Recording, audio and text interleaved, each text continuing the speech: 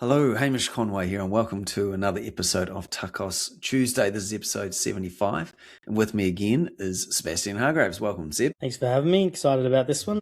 Diving deep into some more AMC. Yeah, this is part 3 of a 3-part series around AMC, and we're going to dive into some more details. That could get a little bit complicated, but it's going to be fine because what's good about this interaction here is Seb knows it all, and then I'm the one asking the dumb questions, as it were. No such thing as a dumb question, but that's right. I'm like you listening. I'm looking for this real clarity as well. But it was great last week. It was in Melbourne, and then conference at the Gold Coast. So we had a wonderful event in Melbourne with a number of vendors there talking about what's going on with Amazon and even just in e-commerce as well, with a couple of our partners there, Crisco Data and Merchant Spring, who got a lot of really interesting insight because they work with so many brands as well. So that was a great event, and we're going to look at doing something a little bit different location for the next Melbourne event. We've got another one coming up in Sydney on the 22nd, Wednesday the 22nd, so keep an eye for that. But as always, it was great to catch up with Seb and also Mike from the team, and actually Annika in Melbourne as well, and catching up with a lot of clients and having conversations you just can't have over Zoom. So that was great to be doing that. But look, let's get on to the topic of the podcast. So Amazon Marketing Cloud, again for the context here, this is what we've been talking through in part 1 and part 2, and now we're getting to the pointy end. So Seb, do you want to give just again the high level, what is AMC and who is it relevant to, and then we can dive into the questions. Yep. Absolutely. So Amazon Marketing Cloud is Amazon's clean room. It's a data clean room that you can query. Amazon stores all of your data about your customer. They obviously don't include names, addresses, or anything like that. It's all anonymized. It's all anonymized, but it's a data clean room so that you can have a look at the data and extract it in ways that you want when you've got specific questions that you want to ask. Fantastic. And the good news is, particularly if you're in Australia, that hardly anyone is doing this. And it's like you get to play by a different set of rules, and it's actually an unfair advantage against the competition. What you'll see today give you more clarity, or it's actually, I guess, in listening to something like this that is a bit more technical, I want you to be just listening out for what's that one kind of idea or question that you want answered. So kind of be listening out for that, because we're talking around like the customer count, or is it new to brand, or is it repeat customer, around the revenue? Where's the revenue split with that? Are you over relying on paid or organic? And then also, how do we, in most cases, get this more efficient or make a better pathway? And that's what AMC is going to ultimately help you do. It's going to help you understand your existing state of play, and then with the right strategy and thinking back to setting the right objectives and setting quarterly objectives, then you've got your theme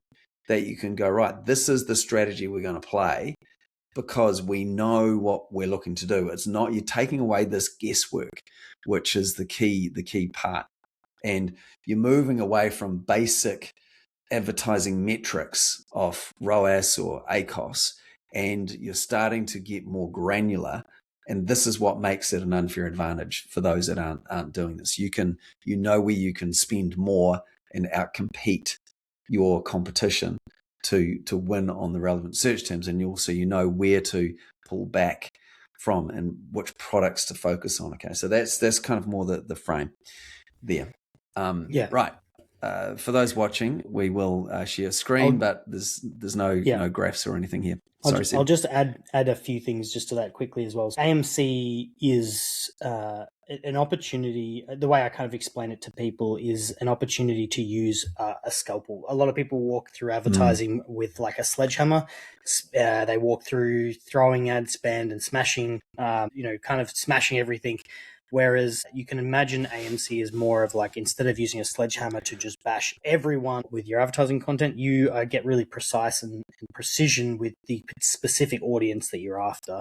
So that's kind of one way to think about it. The other thing I want to point out is that AMC has two parts. There is audiences that you can create, that you can target, and then there is insights that you can create that can inform your strategy and how you do things. Those are different things, and you would build them differently. The stuff that we're going through today and have been going through is more about the insights of what it can tell you about your business. But at the end of all of this, this is where you can start to create audiences that you know are important to your overall business and long-term success, and then you can target them specifically. Yeah. It's the logical first step, right? Get the insights, and then you can move to the actions that are going to drive those results. Good. Yep. All right. So today we're going to be looking here at the attribution and acquisition in terms of, we've got these 6 areas here. So it might be slightly longer, but it's going to be well worth hanging around. So we'll be looking at organic versus paid and for first touch. And then we've got full funnel attribution, organic versus paid by ASIN. And we'll dive into details on all of these in a moment. New to brand versus repeat by ASIN, first touch attribution, and path to purchase. So let's start off when we're talking about full funnel attribution with, this is only for ads. So Seb, can you just give context to full funnel attribution in the context of AMC? Yep. So full funnel attribution is, as it kind of says there, it's talking about the ad component of the equation, and what we're trying to understand is how much of our revenue comes from repeat revenue versus new to brand revenue. What's our return on our investment, or ROAS, for our new to brand customers versus our existing customers, and then which ad types drive the most new to brand revenue. Is it sponsored display, sponsored brand, sponsored products, etc.? Okay. So what are the strategic questions you want to be asking? Cool. So we've got how much of your revenue is influenced by advertising, and how much comes from new customers versus repeat customers, and how does this balance change over time? So the first question is basically, how much of your revenue is new to brand versus repeat? And every month, because AMC, you can go back a very long look back window. I think they can go back as far as 5 years now. And so you can really start to understand, your customer over time and how that's changed over time, right? Because if you're growing your repeat customer base, that's really important to understand about your business and what it's doing. Yeah. So basically here's like the graph could be, for a start, a lot of it's your business coming from new to brand clients from ads. But over time, as you acquire customers and they stay, that percentage will start to get closer to each other. And so, might be go from 90-10 to 50-50, for example. But you get to see this over time through that look back period. So you can go, right, this is our starting point. What have we noticed? And now what are we going to do?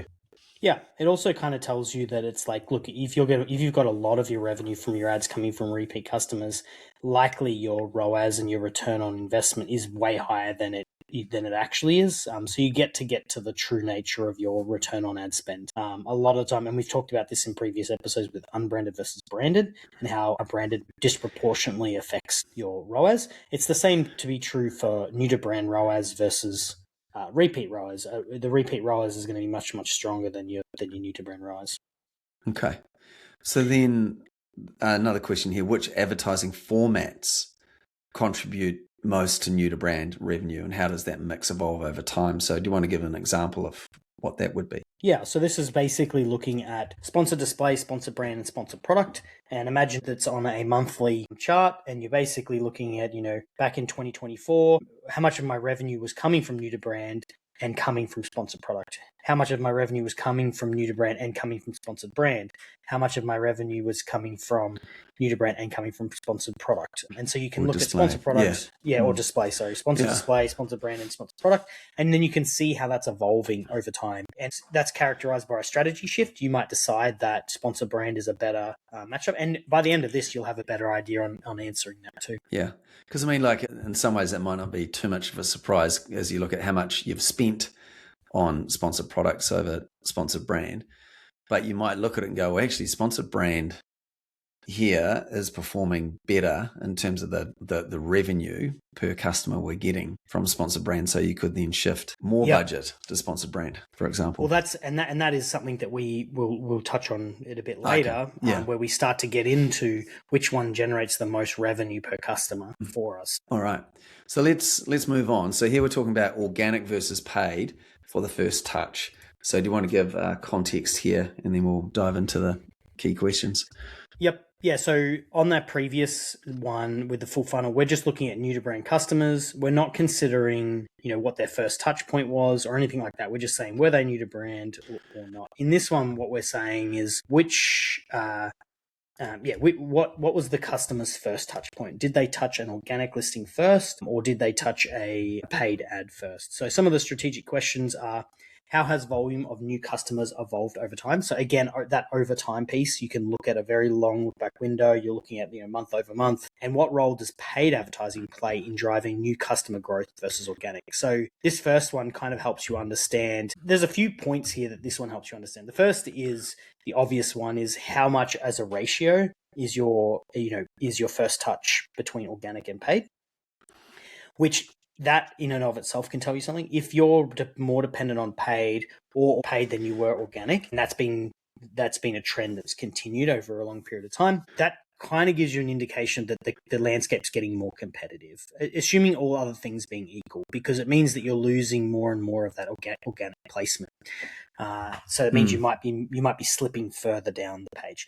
Now, keep in mind, this is at a catalog level. So we're looking at all of your products in this group. If you have one particular product or product group that's doing a lot of the heavy lifting, if it is influenced, it's going to influence the rest of your catalog. So you could have some products that are doing better than others, as in that they might be going the opposite trend, but depending on how it's set up, you could have that trend.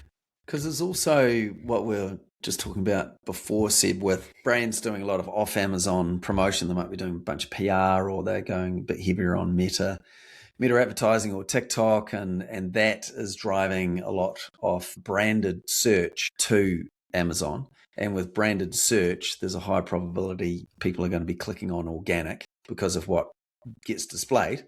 So you could also be matching here what is happening to branded search. If it's decreasing, like say your paid acquisition might be going up, but your organic's going down, but that could be because you're not doing that PR campaign now, or you've decreased your investment in often Amazon ads. So you could also see that as well, couldn't you? And see the impact that it's having.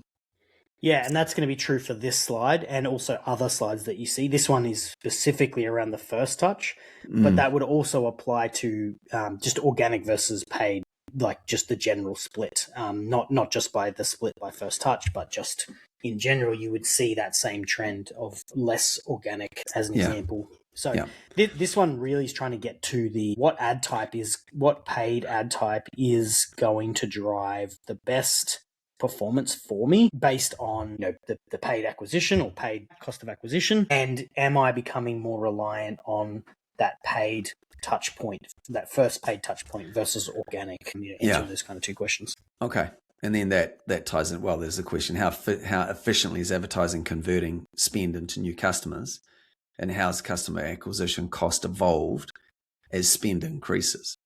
So, what is your paid CAC versus blended CAC? Yep, exactly. And that can do a bunch of things. You can do this by event. So you can look at your paid CAC and your blended CAC for Prime and Black Friday. Yeah.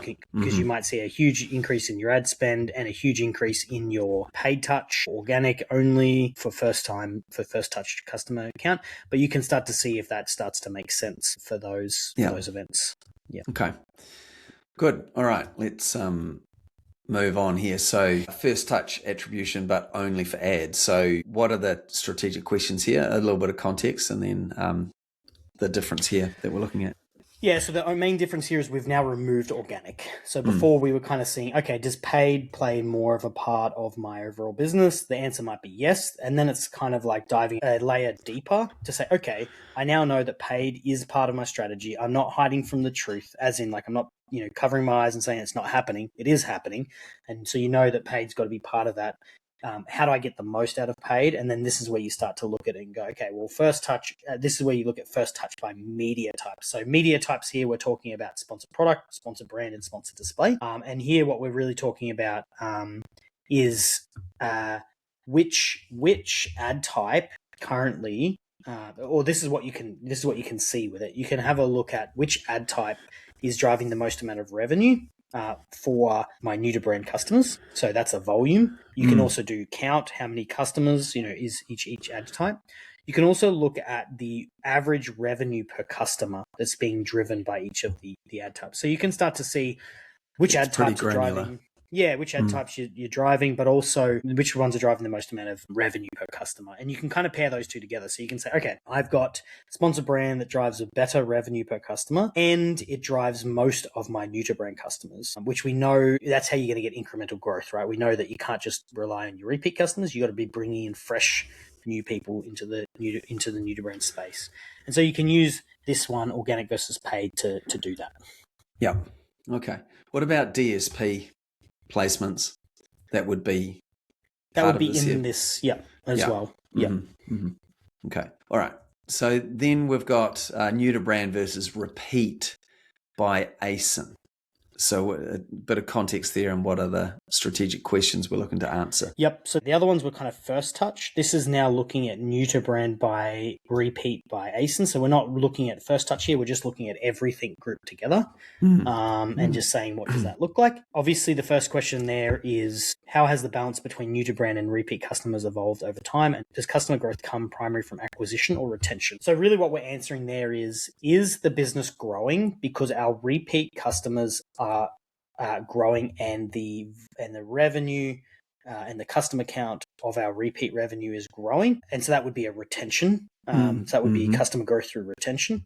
Or is our growth coming from acquisition? So is our growth coming from Prime Day and Black Friday, and we're acquiring a whole bunch of customers in those periods, and then we're maybe turning some of those into repeat, but not all of them. But it's coming from the volume side of the equation. So we're kind of looking at two sides of the equation and deciding which side that it's coming from.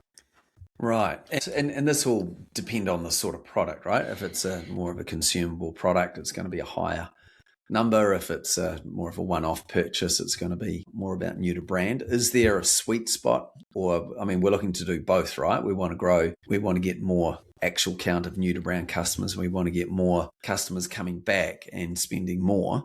But is there a sweet spot, or is it just depends? It's just going, this is where we are and this is what we want to improve. Yeah, it really is. It just depends, because some products are very, lend themselves very well to repeat. And in previous ones, we talked about repeat purchase cycles, like how many days between repeats and stuff like that. And so even that comes into this picture. And it's like a strategy for a product that's a 90-day repeat window is kind of very different to one that has a 14-day repeat window, where it's like super quick volume, and you can see results quickly. You could probably, in a quarterly plan, you could that 14-day, you're going to see some meaningful impact. But the 90-day window on a quarterly plan, you're not going to see as much impact, because it really is a long buying window. So there's no real good hard fast rule here, but what I would say is that it does allow you to see if you're becoming more dependent on new customer acquisition or repeat purchasing, and that can help inform your strategy, particularly because you can break this down by, and this is the third question here, where it says which product groups generate the most revenue for newly acquired customers and which rely more heavily on repeat purchases. So this is where you start to understand your company as a whole at the top level. Yeah. Then you start benchmarking your products against your account as a whole, and you can see which products groups or product groups, depending on how you do the data, are the trouble children. So maybe as a whole the company looks okay, but maybe there's some products in there that they're becoming more and more dependent on new to brand, and their repeats dropping off a cliff. And then it's like, okay, well, we need to address that, because now we're not getting the value. Yeah. And essentially, we all know, like, repeat customers are cheaper than new to brand customers. So if you are having to really lean on new to brand customers, that will be a more expensive strategy in general. Would that be accurate? Yeah, absolutely. And this is where this can inform your advertising strategy, right? So you can say, for a product that's going to have a high percentage of repeat revenue, you can have a high cost per acquisition because you've built that into your model. For a product group where there's not going to be much repeat there, you need to lower your cost per acquisition for those products, because you're not getting that tail end value of that repeat. Yeah. Good. Okay. We're getting there, nearly there. So last part here around path to purchase. So this is one of the great things around AMC is it's not just last acquisition. We can see the journey of what ad types people have clicked. So do you want to give some context here? And then I have actually also got another question that I want to ask here about other platforms and attribution. So can you give us context here around path to purchase and what are the key questions we're asking? Yep. So the first strategic question we can answer is which ad paths are most commonly taken before purchase and how concentrated is the customer conversion volume within a small number of recurring journeys? Basically, that's saying which ad type is generating the most amount of our customer conversion, revenue, customer count, and what does that journey look like? So an example would be, did a customer have to click on 4 different sponsored product ads? So they clicked on a sponsored product ad, they didn't buy, they came back and clicked on a sponsored product ad, they didn't buy, they came back and clicked on a sponsored product ad, they didn't buy, and then finally on the last one they clicked. And so they clicked and purchased. And so what we're doing here is we're saying, what does that journey look like? How many times did they have to click on an ad? And what type of ad did they click on before they finally made the purchase? And how many customers fit into each of those buckets? Yeah. Yeah. So, so it could be, sponsored brand video or just a sponsored brand headline. Is that one that's pulling people in at a higher rate or than sponsored product? And again, this will come down to where your spend has been allocated. There'll be certainly consistency there, but it does help us then it helps us understand what is actually happening in the journey and should we be putting more into other advertising types or not. One thing I was going to ask you that we didn't talk about, but put you on the spot as I like to. If we were talking about DSP and we would see where those clicks were coming from, but also you can be putting a pixel on your website, correct? And then it could pick up on that part of the journey if the customer journey involves going to your website. Yeah, I think that Amazon's allows it. We haven't done a lot with that, but yes, No. I've heard that can be done as well. So you can start to see a little bit of the channel switching that's happening. Excellent. Okay. So what else here in the other strategic questions we're looking to answer?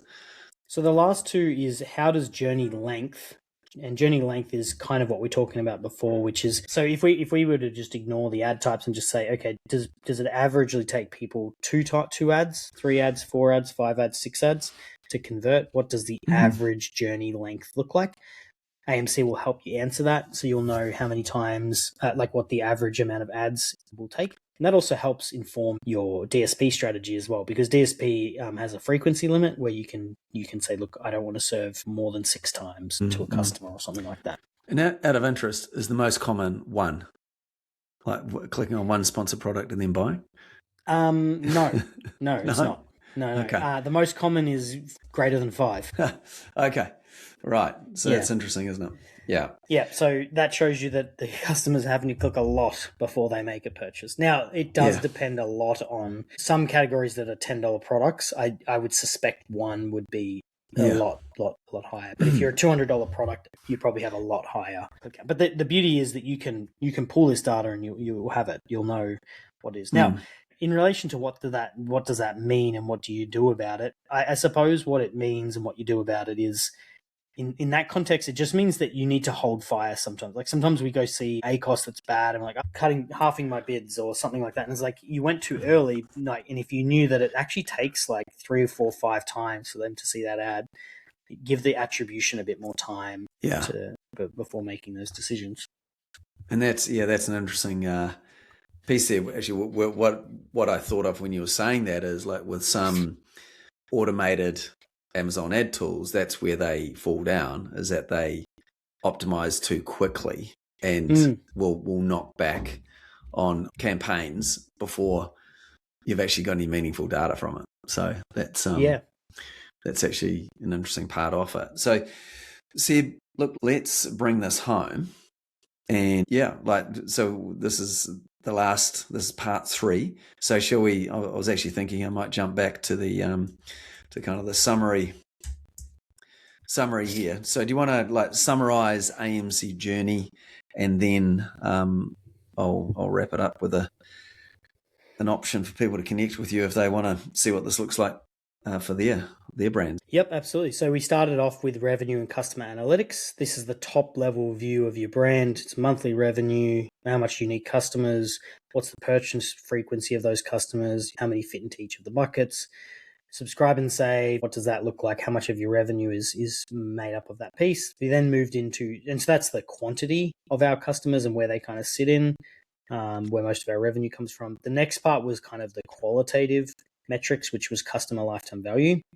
That's where we dove into the lifetime value of those customers, which would help us understand our cost per acquisition. We might be able to afford more if we know we've got more lifetime value. We could see cross-sell paths. This would help with catalog strategy, so which products that we could bundle together or which products we could target advertising towards. You can layer in DSP here and get pretty technical. Time to second purchase. This is really a remarketing piece where it's like if someone's time to second purchase is 90 days plus, well, we want to make sure we're targeting them at 90 days plus and not at the 30-day mark, because we're just going to be wasting our spend there. Then we moved into the attribution and acquisition one, which is probably the most technical of the three, but this is where we started to really understand organic versus paid, first touch, and how that's changed, what we covered today. Full funnel attribution, organic versus paid by ASIN. So is organic sliding or growing? It's helping with the organic side, maybe not. New to brand versus repeat, super important one, probably one of the most important ones that you'll see on here, which is the new to brand versus repeat, because this helps us understand incrementality, driving top line revenue rather than just cannibalizing repeat customers that we would have already got anyway. It also helps us to figure out, which products drive the most amount of new to brand for our brand for the overall picture. First touch attribution and path to purchase, those two are really starting to get into the weeds about the product, the media types, and which media types we need to invest in. So now that we kind of understand all of that piece, we can really, because ultimately that is where it gets down to, is the advertising types. Also strategy around catalog and first, subscription and other things too. But, we want to get to what ad types do we need to prioritize more and can test more. Great. Okay. So that is arguably a high level on AMC. And I guess for many people listening here, and if you're in a situation where your brand is of a size where a lot of this matters and you've got to make the most of the budget you've got, then if you'd like to have Seb run these numbers for your brand through the reporting that we've with AMC and the reporting we've built, then connect with us. You can email Sebastian at gosellglobal.com, or if you go to the website gosellglobal.com, look at services management for Amazon ads, and then you can book a call there with Seb. So do that, and it'll be great to hear from you, and certainly point you in the right direction here of the right strategy for you to your Amazon advertising. So thank you so much, Seb, for running through that, and we'll be back again next week with more new things. Still just waiting on Amazon to drop their 2025 results. So as soon as that happens, we'll get a podcast on that. At this time last year they had, so I think that'll be interesting as well to see Amazon Australia performance from 2025. Anyway, thanks again for tuning in. We appreciate you. And it was actually at the event, there was even a couple of people who said that, we watch/listen to your podcast. So that's always nice. So leave a review, subscribe, and all of those good things there. We very much appreciate it.